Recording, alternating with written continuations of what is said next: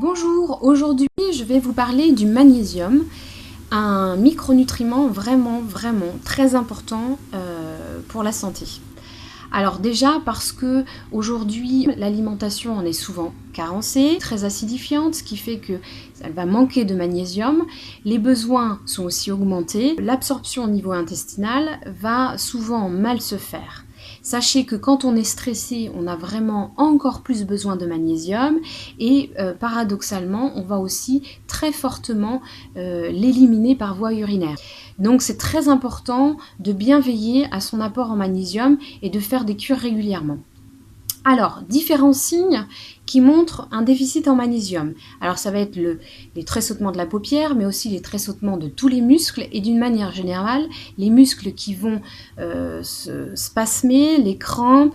Au niveau digestif, ça peut être des spasmes, des douleurs, voilà, des crampes intestinales. Ensuite, on peut observer des troubles du rythme, une oppression dans la poitrine, ça peut être un autre signe. Au niveau de la peau, c'est une peau très sèche. On peut voir aussi les ongles qui sont abîmés, qui sont tachés, qui se dédoublent. Et au niveau nerveux, ça va être les signes principaux, une nervosité, une irritabilité, de la fatigue, des troubles du sommeil, des maux de tête, voire même des migraines. Alors, qu'est-ce qu'on peut faire déjà? Eh bien, c'est déjà veiller à avoir une alimentation qui soit équilibrée au niveau acido-basique, donc des céréales plutôt semi-complètes, beaucoup de fruits, beaucoup de légumes, ça va être le plus important.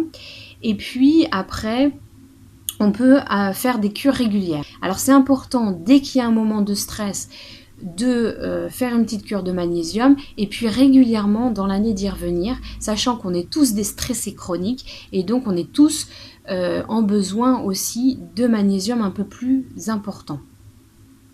Voilà, le magnésium, il va jouer sur notre équilibre acido-basique et donc l'équilibre ostéo-articulaire. Il va jouer aussi sur l'immunité, l'inflammation. On le connaît pour son rôle sur la contraction musculaire, on le connaît pour son rôle sur le système nerveux, mais on oublie souvent que c'est un cofacteur de plus de 300 réactions enzymatiques, c'est-à-dire que au moins dans plus de 300 fonctions du corps, le magnésium est impliqué, notamment le métabolisme du glucose.